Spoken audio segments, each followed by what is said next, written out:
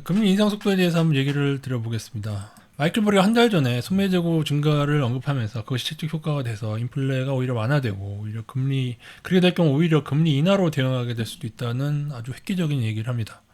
공매도의 전설께서 한 얘기인데, 근데 또 얼마 안 있다가 또 얘기를 바꿔서 인플레가 좀 더 지속되지 않겠냐라고 했는데, 근데 결국에는 인플레가 좀 완화가 됐죠. 지금 원유 가격, 농산물 가격도 좀 떨어져 가지고요.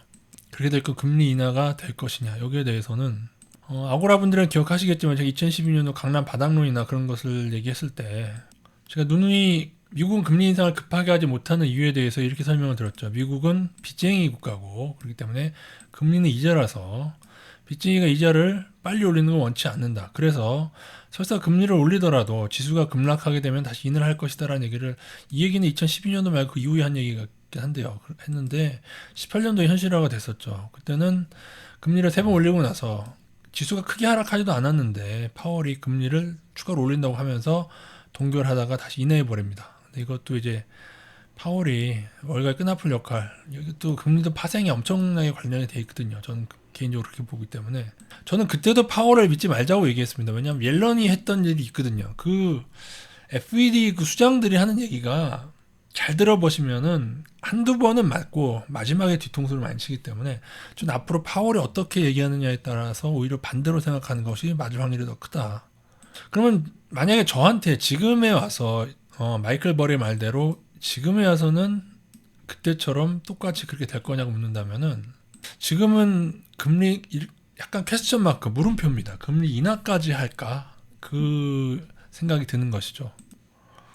금리를 제가 볼 때 급하게 내리는 건 힘듭니다. 한 번 내리고 뭐 다시 올리는 거는 모르겠지만은 급하게 내리는 것은 지금은 힘들 것 같고요. 단 금리를 동결하거나 아니면은 속도 조절의 가능성이 있죠. 금리를 올리더라도 빅스텝이 아닌 아주 천천히 가거나 아니면 상당 기간 동결을 하거나, 그것이 앞서 말씀드린 빚쟁이 국가한테 이득이 될 경우는 그럴 수는 있는데, 여기에 대해서도 여러 가지 요인이 있습니다. 첫째, 투타임 전략에 의해서, 이 투타임 전략이라고 하는 것은 뭐냐면은 어떤 방향 전환을 하긴 해야 되는데 그걸 헷갈리게 하는 겁니다. 예를 들어서 비트코인이 한 번 오르고 폭락했어요. 그리고 사라져도 상관없는데 굳이 한 번 더 올려서, 그죠? 이렇게 해서 투타임으로 망하게 해서 못 빠져나가거든요. 왜냐, 한 번 더 올랐기 때문에 또 오를 것 같은 생각에 못 빠져나오게 하는 이런 방향 전환 때 두 번 해먹는 게 이 급등주 세계에선 있습니다. 이게 패턴이 사실 예전에 흔한 게 아닌데 최근에 너무 흔해졌죠. 어떻게 보면은 현재 양쪽 완화도 그렇고 금리도 그런 것 같아요. 그렇지 않습니까?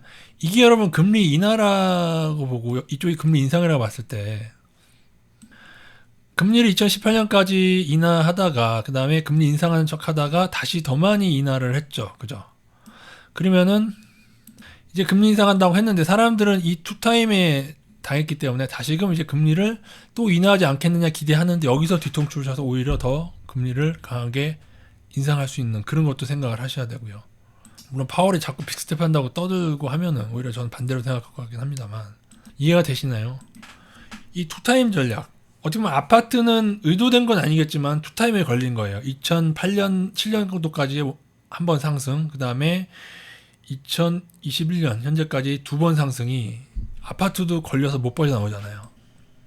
상승이 한 번에 버블이 돼서, 버블이 완전히 여기까지 꺼져야 되는데 이게 정상인데 그거 안 꺼지고 여기서 다시 올라서 이렇게 만들고 나면은 결국 나중에 여기까지 꺼지게 된다고, 떨어진다게 된다고 하더라도 절대로 여기서 믿지 않는다는 거예요. 그러니까는 금리도 투타임에 걸려들었고 아파트도 투타임에 걸려들었고 다 투타임 전략에 걸려들었어요. 이 투타임 전략이 어디에 많죠, 여러분? 원자재 시장 방향 전환할 때 굉장히 많아요. 제가 늘 첫 번째 고점을 넘는 듯 하다가, 물론 거기에는 사실 단기적이라서 이게 여러 개 나오기도 하죠. 여러 번 헷갈리기도 하는데, 지금처럼 어떤 큰 기간에 나오는 이거는 3타임이 더 드물어요. 2타임도 드물지만은 3타임은 더 드물다. 그렇게 생각하실 때, 그래서 제가 금리를 다시 예전처럼 급하게 인하하는 것은 지금은 네거티브하다. 예전하고는 좀 다른 의견이죠. 그러나 금리를 동결하거나 빅스텝의 속도 조절은 가능할 것 같다. 그리고 금리를 인상할 것처럼 하고 인상을 안 함으로써 인해서 조정이 오다가도 또다시 또 급반등하고 뭐 그런 것들을 해서 여튼 선물놀이를 이어가는 것이죠. 월가와 FED가요. 페드가. 그래서 예전에도 그랬지만 어쨌든 파월이 얘기하는 거 시장이 예측하는 바하고 전혀 다르게 움직이는 파월의 결단이라기보다 그냥 이용하는 건데, 왜냐하면 금리 자체도 파생시장 선물시장에 있고요.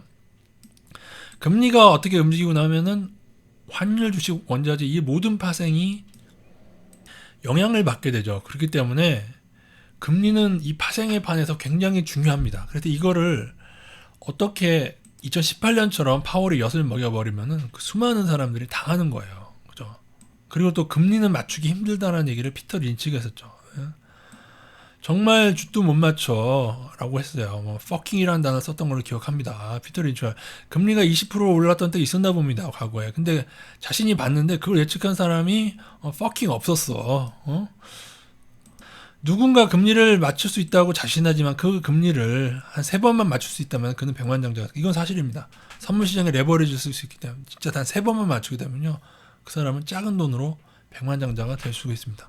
이렇게 힘든 거를 누구나 맞출 수 있는 것처럼 유튜버들은 떠들고 있는 것이죠. 확실한 거 한 가지, 시장이 느끼고 있는 방향과 또다시 반대로 움직일 것이다. 그걸 염두에 두시고요. 자, 제가 두 가지 방향 다 생각한다고 했죠. 또 중국에 대한 견제를 생각하면 금리는 계속 오르는 게 좋습니다. 왜냐하면 중국이 부동산 버블이 너무 심해요. 그래서 미국이 사실은 중국을 딱 그냥 어떻게 보면 초토화시키고 벌 줄 수 있는 방법은 금리 인상으로 계속 가는 거예요. 그러면 중국은 부동산 버블이 너무 커가지고 그냥 스스로 무너져 내리게 돼요. 과거 일본이 그랬던 것처럼 일본의 예를 중국 부동산이 따라갈 가능성이 커요. 물론 저는 중국이 일본보다는 더 극복이 빠를 거라고 봅니다.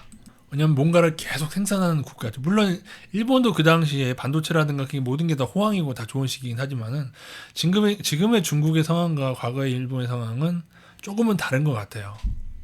그러나 중국을 견제한 강력한 수단은 이 즈음에서 금리를 어느 정도 선에서, 뭐 아주 금리를 급하게 올리지 않더라도 어느 정도 선에서만 유지해도 중국은 여러 문제가 생길 수밖에 없는 위치에 있다. 우리나라 서울 아파트도 마찬가지이긴 하죠. 자, 그럼 인플레에 대한 미국의 그 대응책은 있느냐? GDP 대비 부채가 높은 나라 1위가 어디죠? 일본입니다. 일본인데 일본이 200 몇 프로죠. 그 자료 제가 가지고 있는데 그냥 대충 설명만 드리겠습니다. 미국이 130%가 140%. 지금도 이제 미국이 맹추격을 한 중이다. 바이든 전까지도 꽤 높았는데 이게 4위인가 5위인가 그랬죠. 글로벌 1위가 일본이었고. 근데 이제 바이든이 코로나로 막 퍼주면서 돈 찍어내고 부양하면서 지금은 얼마 전에는 인플레를 막기 위해서 또 뭘 부양한다고 하는데 그 돈이 어디서 납니까? 지금 다 빚내거나 국채 발행하거나 아니면은 국채 발행하다가 안 되면은 돈 찍어서 지금 양적 완화하고 이러고 있는 거잖아요. 말도 안 되는 일을 하는 거. 인플레를 막기 위해 돈을 찍는다는 거. 돈을 찍어서 인플레가 생긴 건데, 그죠? 그래서 이러한 것으로 됐을 때 미국의 종말이 어떻게 되고 달러의 종말이 어떻게 되냐, 종이돈이 과연 종말을 어떻게 만들 것이냐에 대해서 저희는 생각과 생각을 거듭해야 되는데, 전공법적으로는 원래는 달러나 어떤 미국만이 아니라 다 일본도 그렇고 유로도 그렇고 다 지원하기 때문에 돈의 가치가 계속 떨어지는 게 맞습니다. 그러나 나중에 무엇이 남게 될까를 생각하셔야 되고, 그래서 저는 그래서 자산의 전부는 아니더라도 일부는 좀 금을 조금씩 떨어질 때마다 모아가는 것을 제가 추천드리는 이유 중에 하나가, 종이돈을 못 믿는다면은 다른 거 원유나 농산물은 여러분, 그리고 여기에 대해서도 좀 더 할 얘기가 많은 것이, 지금이 진짜 인플레냐라고 묻는다면은 금 가격이 크게 안 오르면 저는 진짜 인플레는 아니라고 보는 시각이 저는 큽니다. 왜냐하면 농산물과 원유는 사실은 인플레 자체 영향도 크지만은 사실은 수요 공급의 영향이 더 큽니다. 물론 현재는 월가의 선물놀이가 더 많이 좌지우지되지만요. 그 얘기는 좀 나중에 하도록 하고요. 그래서 아니면은 이것이, 그래서 미국은, 아이고 전화가 와서 길게 통화했더니 어디까지 했는지 모르겠네요. 그래서 금리로 인해서 모든 파생시장을 움직일 수가 있습니다.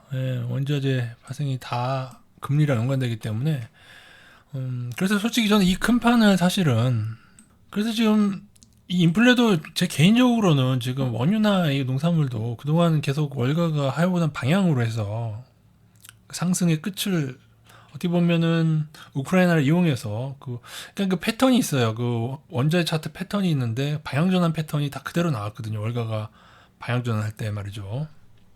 그리고 가장 중요한 것이 금의 가격인데 금 가격은 오히려 지금 조금 누르는 모습이 보입니다. 월가 예전에 그 골드만이 상승으로 한다고 얘기할 때 하락할 걸 말하고서 그러니까 저는 늘 월가의 선물놀이 측면에서 계속 봐오고 있는데 그 FED나 월가가 이걸 누르려고 하는 이유 중에 하나는 제가 볼 때 현재 달러의 수요 중에 상당한 것이 외환 보유고로서 있는 것인데 현재는 이제 달러를 못 믿으니까 금하고 같이 쌓고 있습니다. 갖고 금도 외환 보유고로 쌓고 있고 달러도 쌓고 있는데 지금 미국이 할 수 있는 이 빚쟁이 국가가 할 수 있는 최대하는 것은 달러의 수요를 외환 보유고로서 창출해 내는 거거든요. 그래서 금의 가격을 어느 정도는 누르는 겁니다. 그래서 어떻게 보면은 향후에는 찍혀 나온 돈에 대비해서 금 가격이 더 떨어질 경우에는 금의 가격이 오히려 찍혀 나온 돈에 비해서는 저평가가 될 가능성도 염두에 둬야 된다는 것이죠. 왜냐하면 지난 10년간 금은 크게 오르질 않았습니다. 그 점을 생각하시고 진짜 인플레는 금 가격이 오를 때 진짜 인플레다. 지금은 어떻게 보면은 약간 원유 상방하고 농산물 상방 작전 월가의 그것에 의한 약간 오버슈팅으로 왔었고 그것이 좀 잠잠해지는 시기가 아닌가 개인적으로 그렇게 보고 있는데 향후에도 단기적인 이런 선물 노래는 계속될 것이다.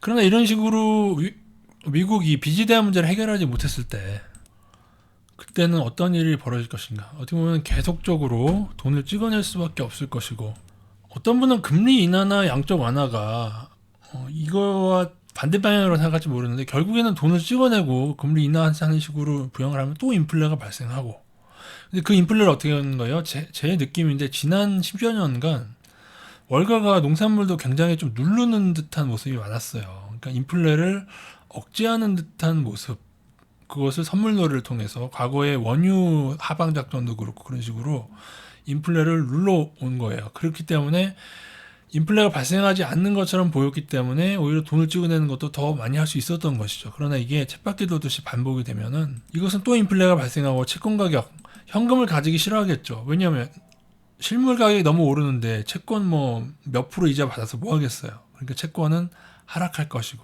금리 인상이 되는데 여기에 또 뭘 들어가요? 또 왜곡이 이거를 양적 완화라는 명목으로 찍어낸 돈으로 채권 가격을 사서 방어를 하잖아요.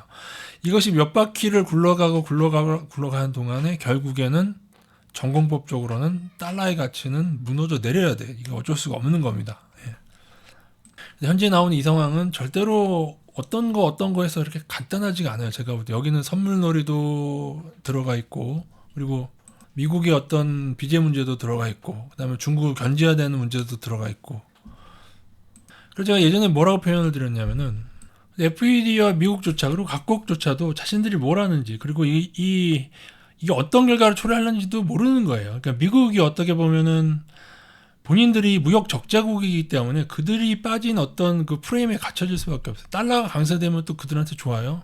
또 수출이 안 되고 수입이 늘어날 텐데 그럼 또 적자가 되고 또 빚이 늘어나고 이게 쳇바퀴 돌도 반복이 될 뿐인데 단지 한 두 번에 거쳐서 모든 걸 다 왜곡시킴으로 인해서 달러를 보존하고 기축통화로서 장난을 친 거예요. 근데 이게 점점 더 진행되면은 과거의 영국처럼 이것도 결국 무너지고 그 끝이 온다고 보고 있습니다. 그래서 어떤 결과가 나올지 모르나 어쨌든 본격적으로 이런 것들을 잡으려고 한다면 침체가 올 것이고 금리 인상을 단행하게 되면 침체가 올 것이고 그걸 또 늦추고 또 다시 양적 완화를 반복하게 되면은 또 인플레가 오고 사실은 달러의 가치도 떨어져야 되는데 달러조차도 제가 볼 땐 파생으로 방어를 하고 있어요. 거기도 달러 인덱스라는 파생이 또 있잖아요. 그러니까 이거에 대한 것이 어떻게 왜곡이 돼 단기적으로는 어떻게 엄청난 왜곡이 많이 되어 있지만 이게 어느 방향으로 가게 될지 모른다는 것입니다. 현재 적어도 채권에 대한 버블은 좀 많이 꺼졌죠. 채권이 떨어졌다, 미 국채 금리가 상승했다. 그거는 일단 전공법적으로 진행이 왔는데 이후에 또 과거처럼 18년도에 속였다고 해서 과연 또 그 방향으로 갈지 아니면은 전공법적으로 사실 채권은 더 떨어져야 됩니다. 채권은 금리는 사실 더 인상돼야 돼요. 왜냐하면 사람들이 아무도 현금에 대해서 신뢰하는 사람이 없어요. 근데 이걸 어떻게 해요? 채권을 또 양적 완화라는 명목으로 페드에서 사서 찍어낸 돈으로 사는 거예요. 그래서 이걸 뭐라고 설명해야 될까요? 근데 그 결과는 어떤 방향이든 좋지 않을 것이다. 그래서 여러분이 무언가를 믿지 못한다면은 금은 일부 반드시 있어야 되지 않겠나 저는 생각을 하고 금을 조금씩 모아가는 방향. 그러니까 징하게 누를 수도 있습니다. 앞으로도. 근데 누를 때마다 조금씩 계속 모아가는 방향으로. 그다가 본인의 자산 1억 전부를 금에다 넣어라 그렇게 말하고 싶진 않아요. 그러나 조금씩 모아가면서 2천에서 한 3천 정도, 많이는 한 3천 정도까지, 최대한 3분의 1 정도까지는 그것을 계속 모아가자. 떨어진다면 그것이 저희 유튜브의 전략입니다.